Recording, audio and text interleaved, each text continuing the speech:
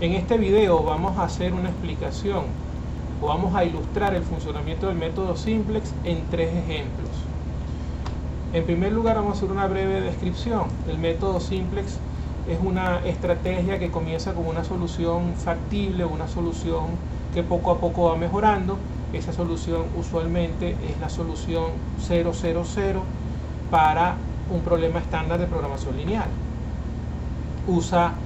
Es un método eficiente porque es realmente mecánico y usa operaciones elementales de fila. Se apoya mucho en las habilidades desarrolladas cuando estudiamos el método de Gauss-Jordan. No utiliza la geometría, o sea, no se apoya en el método geométrico.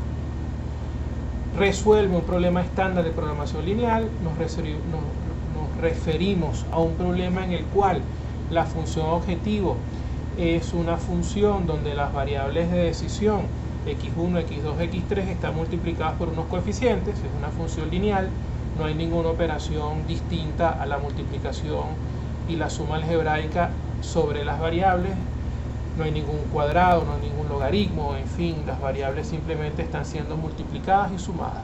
Hay una condición de no negatividad sobre estas variables de decisión, que en algunos casos le llaman variables estructurales.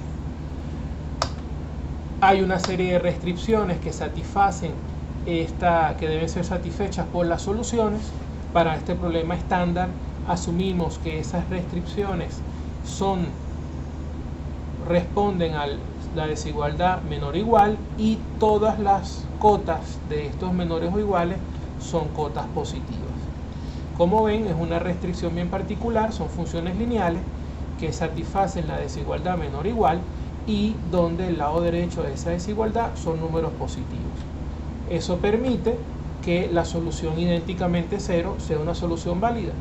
Si todas las variables de decisión son iguales a 0, todo el lado izquierdo sería 0 y 0 es menor que cualquier número positivo.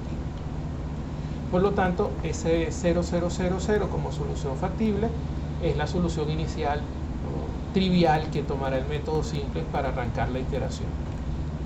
La tabla del simplex inicial es una tabla donde los coeficientes de las desigualdades, este A1, 1, A1, 2, A1, 3, ocupa este cuadrante de la tabla.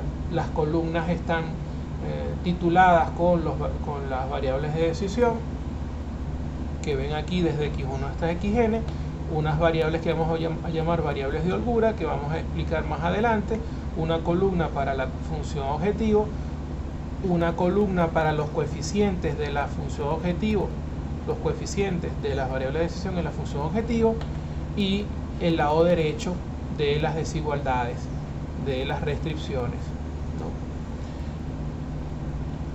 El procedimiento, bueno, esto lo explicamos en un video anterior, en una clase anterior. En principio, si todos los indicadores de la última fila son positivos, la solución es única. La solución del problema de programación lineal es la solución idénticamente cero. Si existen indicadores negativos, hay que buscar la columna con el indicador más negativo. Eso nos va a proporcionar la variable que entra, quiere decir la variable que va a dejar de ser idénticamente cero, ¿no? Luego que tenemos la columna pivote, tenemos que hallar la fila pivote, y para eso tenemos que dividir todo el lado derecho de las desigualdades entre los coeficientes de A de esa columna.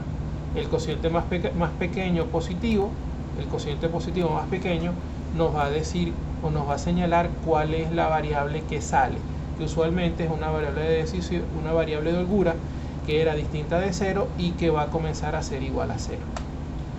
Se reemplaza la variable que sale por la variable que entra.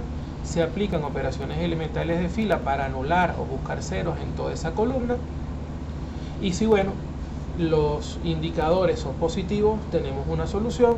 Si hay algún indicador negativo, hay que volver a aplicar el método buscando una columna pivote, una fila pivote, buscando los ceros, hasta que encontremos que todos los indicadores son positivos. Esto lo vamos a entender mejor en un ejemplo. Maximizar 8x1 más 2x2, sujeto a esas 3 restricciones. Como ven, es un problema estándar. Las cotas son positivas y las desigualdades son menores o iguales. Lo primero que hay que hacer es escribir esta expresión de la función objetivo como una igualdad donde el lado derecho de la igualdad es 0. Para eso pasamos el 8x1 y el 2x2 restando. Y bueno, acomodamos esto vía propiedad conmutativa de manera conveniente. Aquí empezamos a convertir todas las desigualdades de la función de las restricciones en igualdades. Y para ello agregamos S1, S2 y S3, que son las variables de holgura. Aquí entendemos por holgura, y es importante resaltar esto, como aquella cantidad que requiere ser sumada para que una solución factible alcance la frontera, alcance la unidad, el 8 o el 5. Veamos el siguiente ejemplo.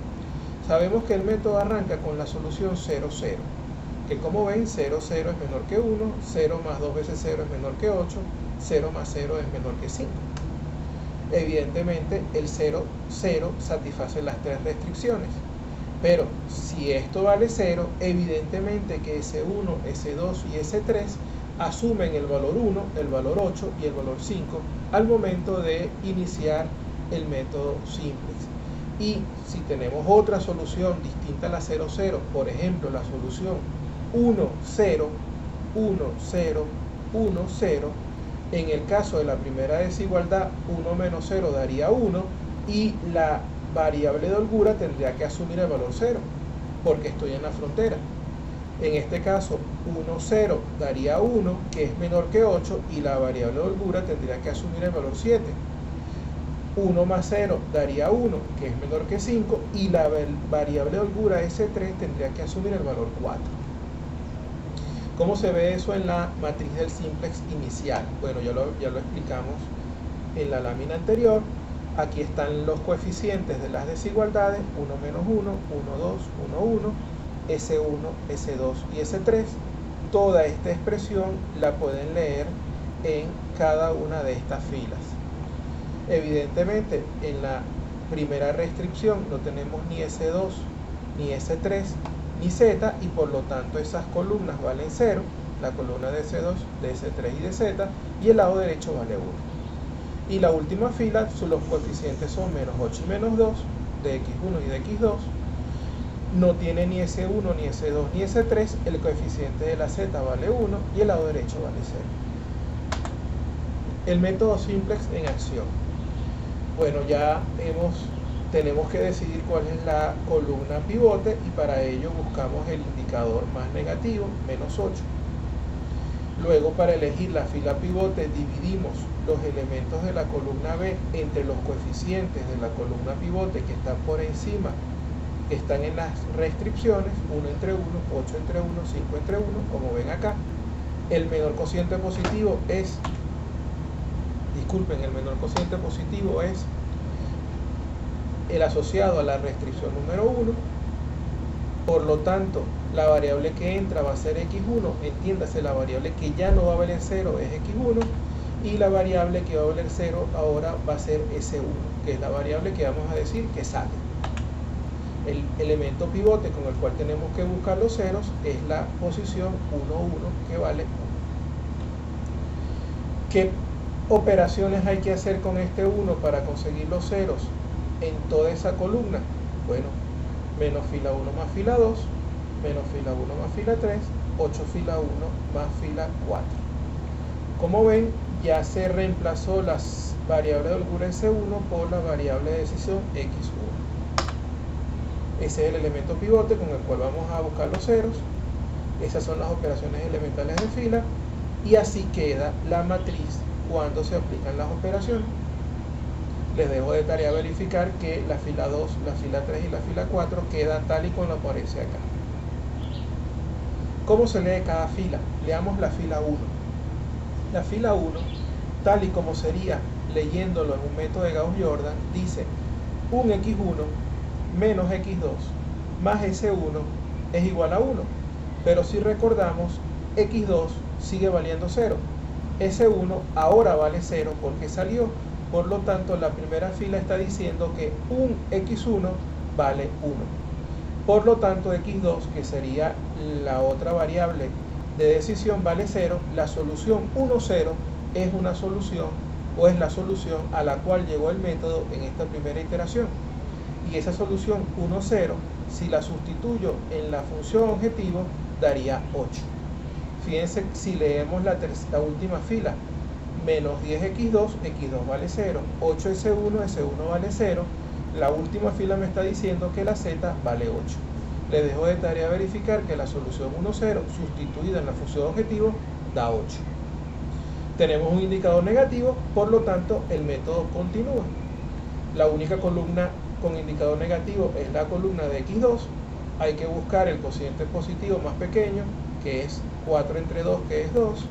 Por lo tanto, la variable que entra va a ser x2 y la variable que sale va a ser s3, porque es la fila donde tenemos el cociente más pequeño, que es 2.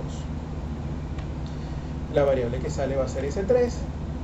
El elemento pivote va a ser s2, que hay que convertirlo en 1 para con él buscar los ceros. ¿Cómo lo convertimos en 1? Multiplicando por un medio esa fila. Aquí ven que ya S3 salió, entró X2, ahora X2 va a ser distinto de 0 y S3 va a ser igual a 0. Ya conseguimos el 1, tenemos que buscar operaciones elementales de fila que anulen, busquen todos los ceros en esa columna. Como ven, esas operaciones son menos 3 más fila 2 y fila 3 más fila 1, 10 fila 3 más fila 4. Al hacer esas operaciones, tenemos el 1 y todos los ceros. Como ven, la única fila que tiene x1 es la fila 1, la única fila que tiene x2 es la fila 3. Por lo tanto, si leemos la fila 1 es que x1 vale 3, si leemos la fila 3 dice que x2 vale 2. ¿Por qué? Porque S1, que es esta tercera columna, es idénticamente 0, S2 no está en ninguna de estas dos filas y S3 vale 0. Por lo tanto, x1 vale 3, x2 vale 2 y z vale 28. ¿Cómo son las soluciones? x1 vale 3, x2 vale 2. ¿Cuál es el máximo? Z es igual a 28. Si sustituimos x1 igual a 3 y x2 igual a 2 en la función objetivo, nos da 24 más 4, que es 28. Como ven, el método simplex me da la solución para cada variable y además el valor de la función objetivo, que es el máximo en este caso. ¿Cómo sería usando el PHP simplex? Bueno, les dejo de tarea usar la aplicación, darse cuenta que la solución es 3,2 y la solución óptima es 28. ¿Cuál es el método gráfico usando PHP simplex? La primera iteración, 1,0. La última iteración, 2,0. Bueno, la última iteración, perdón, 3,2, que da como valor de z 28. Y esta línea roja, que ya lo hemos explicado en otros videos, es el gradiente. O una curva de nivel, como lo quieran ver. Segundo ejemplo. Esta es la función a maximizar, esta es la desigualdad. Aquí hay que hacer énfasis en que aparece un mayor igual, pero esa desigualdad con mayor igual tiene un menos 2, por lo tanto convertirla en una desigualdad con menor igual y positiva es elemental, multiplicando por menos 1 esta desigualdad, menos x1 más x2 entre 2 menor o igual que 2. Ya eso convierte el problema en un problema estándar de programación lineal. Todas las desigualdades son menores que un número positivo. Utilizamos nuevamente nuestras variables de holgura S1, S2 y S3 y S4, porque fíjense que aquí tenemos una cuarta desigualdad que x1 es menor o igual que 2.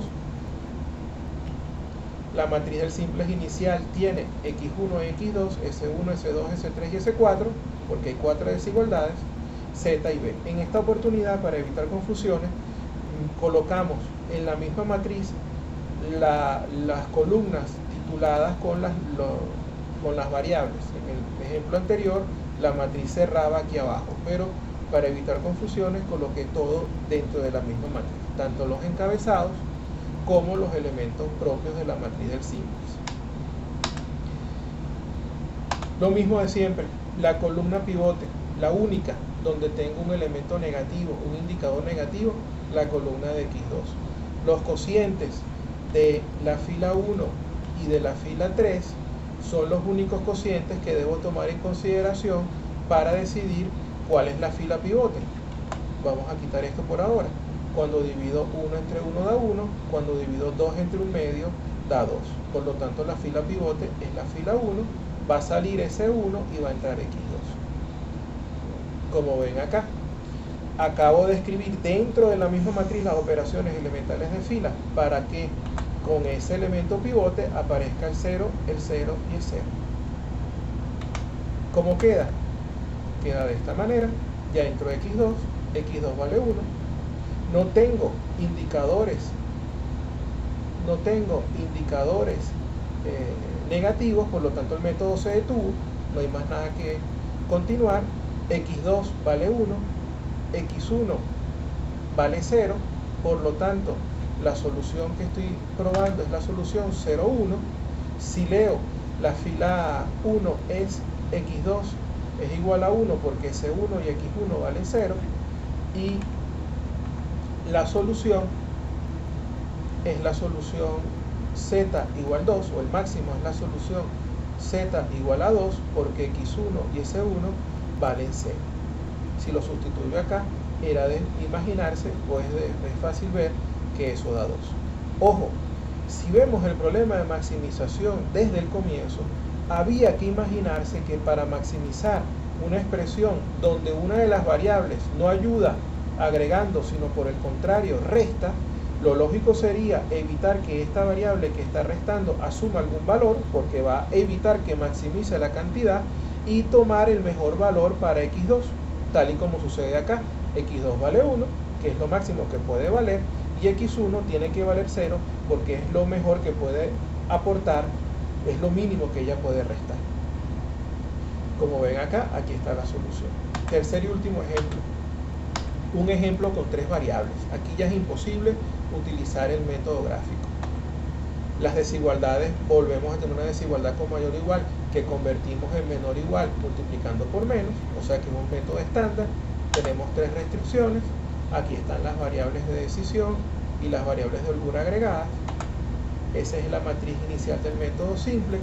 La idea es que usted esto lo haga a medida que yo lo voy haciendo, o sea que pare el video, haga la cuenta, verifique que llegó hasta aquí y continúe con el video. El método simplex en acción. Primero, la columna pivote, la columna más negativa, con el indicador más negativo, la variable que entra es X1.